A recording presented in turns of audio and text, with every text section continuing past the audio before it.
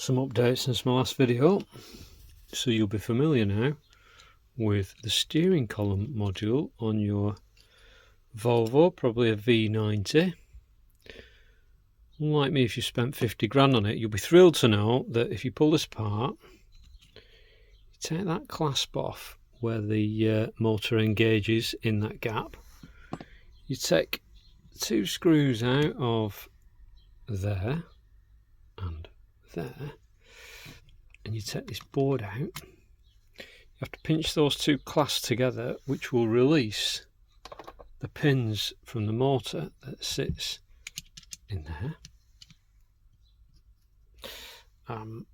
And then, this is tricky, but if you get the back off the motor, I used put it in a vise carefully and used a broad chisel to very carefully wiggle it apart.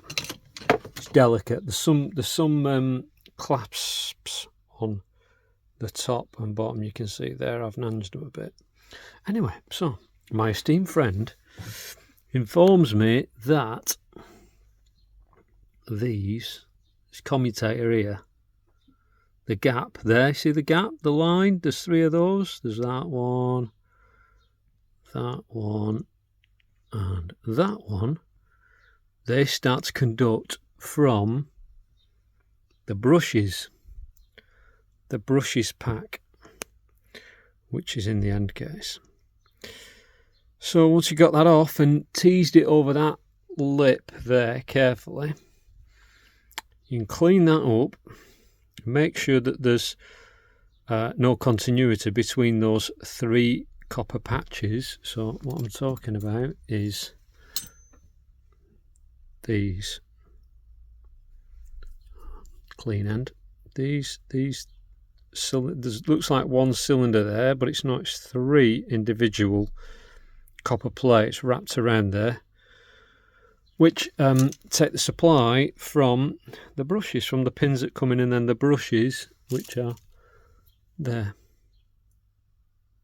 which haven't worn too badly, but you can imagine if there's a bit of when I tried to take this out, there was a little bit of torque on the steering wheel, and I couldn't actually get the module out from the splines until I wiggled the wheel, and then it virtually fell out. So you can imagine that the motor is under some increased strain to retract its blade from there when there's a bit of torque on it, on the steering wheel. So I think this is where the problems come from with fuse 19. So this looks to be the culprit. I mean, it's a bit premature, but I did have my eye on some of the Hall effect sensors and electrolytic caps, but that doesn't seem to be the case.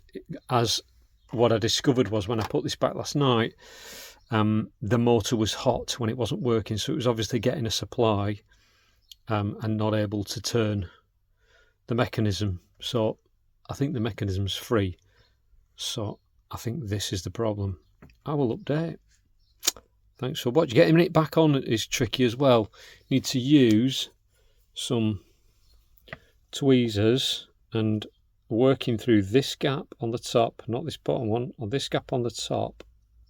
You put your tweezers in and carefully separate the brushes to get them over that lip there, so you don't damage them on the way back in. Yeah, I'm going to try and find on Tinterweb a motor. Now this is the motor. If anybody can find this, we could do a bit of joined up work in here.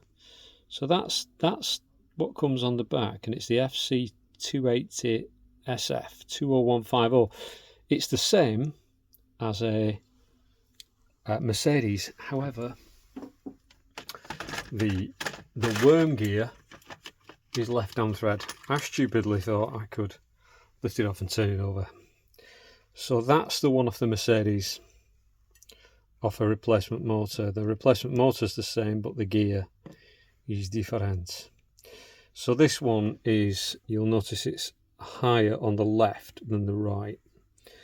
So, and getting it off I've got to warm the motor up to some ungodly temperature. Well, the worm gear which transmits through, and I'm not sure the motor will survive that. Although I have got this off.